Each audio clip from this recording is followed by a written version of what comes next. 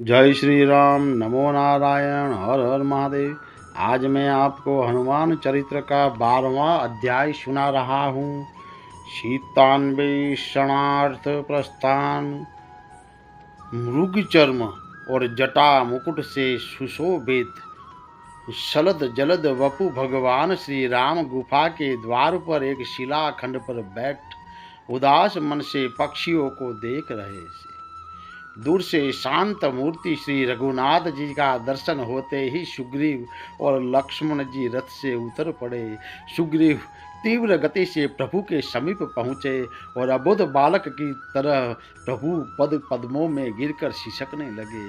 दया मूर्ति श्री राम जी ने उन्हें तुरंत उठाकर अपने हृदय से लगा लिया और फिर अपने समीप बैठाकर वे प्रेम पूर्वक उनका कुशल पूछने लगे।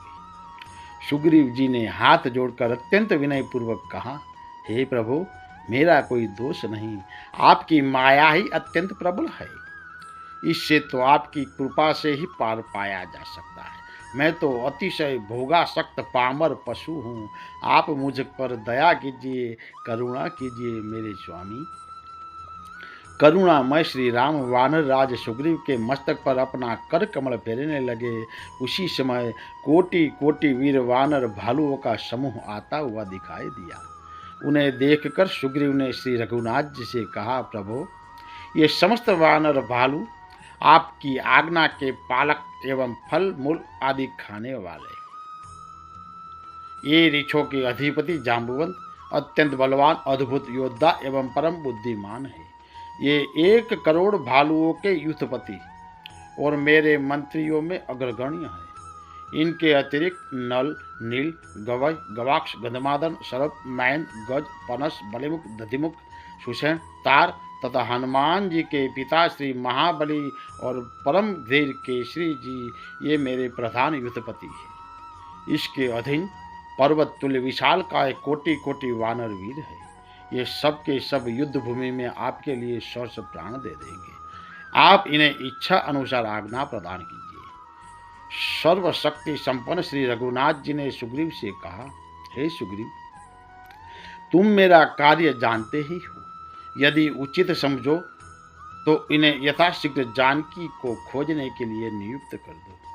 सुग्रीव ने समस्त युद्धपतियों को सावधानी पूर्वक सर्वत्र सीता जी का पता लगाने के लिए आज्ञा देते हुए कहा, विचिवन्तु प्रयत्नेन भवन्तो जानकी शुभाम मासा दर्व निर्वन्तन्वन्ध मच्छसनपुरसरा सीतामा दृष्ट्वा यदीवो मासा दुर्ध्वदिनं भय तदा प्राणान्तिक दंडमत प्राश्य सर्वानरा।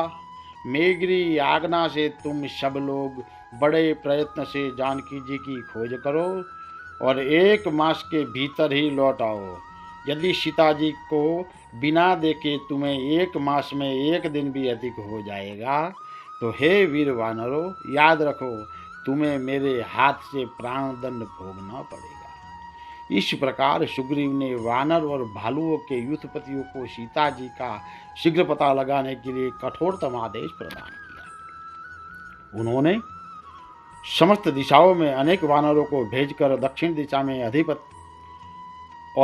प्रयत्न के साथ महाबली युवराज अंगद, जाम्बुवन, हनुमान, नल, सुषेण, शरभ, मैन और द्विविद आदि को भेजा। उस समय उन्होंने वीरवर हनुमान जी की प्रशंसा करते हुए उनसे कहा, हे कपिश्रेष्ठ, पृथ्वी, अंतरिक्ष, आकाश, देवलोक तथा जल में भी तुम्हारी गति का अवरोध में कभी कमी नहीं देखता। असुर, गंधर्व, नाग, मनुष्य, देवता, समुद्र तथा पर्वतों सहित संपूर्ण लोकों का तुम्हें ज्ञान है। हे वीर, हे महाकपि, सर्वत्र अबाधित गति, वेग, तेज और स्फूर्ति ये सभी सद्गुण तुम में अपने पराक्रम और महापराक्रमी पिता वायु के ही समान है। इस भूमंडल में कोई भी प्राणी तुम्हारे तेज की समानता करने वाला नहीं है। अंततः जिस प्रकार श्री सीता जी की उपलब्धि हो सके वह उपाय तुम ही सोचो। हनुमान जी ने, तुम नीति शास्त्र के पंडित हो। एकमात्र तुम्हें में बल, बुद्धि, पराक्रम, देश काल का अनुसरण तथा नीति पूर्वक बर्ताव एक साथ देखे जाते हैं। इस प्रकार श्री पवन कुमार का गुणगान करते हुए समस्त वानर वीरों को श्री सीता स्मरणार्थ आदेश देकर श्री सुग्रीव श्री रघुनाथ जी के समीप बैठ गए। वीर वानर और भालू कमल नयन श्री राम के चरणों में प्रणाम करके जाने लगे। सबके अंत में जब श्री पवन पुत्र जी प्रभु के समीप पहुँचे तब भगवान श्री राम ने उसे कहा, हे वीरवर, तुम्हारा उद्योग, धैर्य, पराक्रम और सुग्रीव का संदेश, इन सब बातों से लगता है कि निश्चय ही तुमसे मेरे कार्य की सिद्धि होगी। तुम मेरी ये अंगूठी ले जाओ और इस पर मेरे नामाक्षर खुदे हुए हैं। इसे अपने परिचय के लिए तुम एकांत में सीता जी को देना। हे कपिश्रेष्ठ, इस कार्य में तुम ही समर्थ हो। मैं तुम्हारा बुद्धि बल अच्छी तरह जानता हूँ। अच्छा जाओ, तुम्हारा मार्ग कल्याणमय हो। पवन कुमार ने प्रभु की मुद्रिका अत्यंत आदरपूर्वक अपने पास रख ली और उनके चरण कमल में अपना मस्तक रख दिया। भक्तवत्सल प्रभु का कर कमल स्वतः उनके मस्तक पर चला गया। बड़ी कठिनाई से हनुमान जी उठे। प्रभु चरणों की पावनतम धूलि उन्होंने माथे चढ़ाई और प्रभु की निखिल पावन दिव्य मूर्ति को हृदय में धारण कर वे उत्साहपूर्वक चल पड़े। उनकी जीवा में श्री राम नाम का अखंड जाप होता जा रहा था। जय श्री राम। नमो नारायण। हर हर महादेव।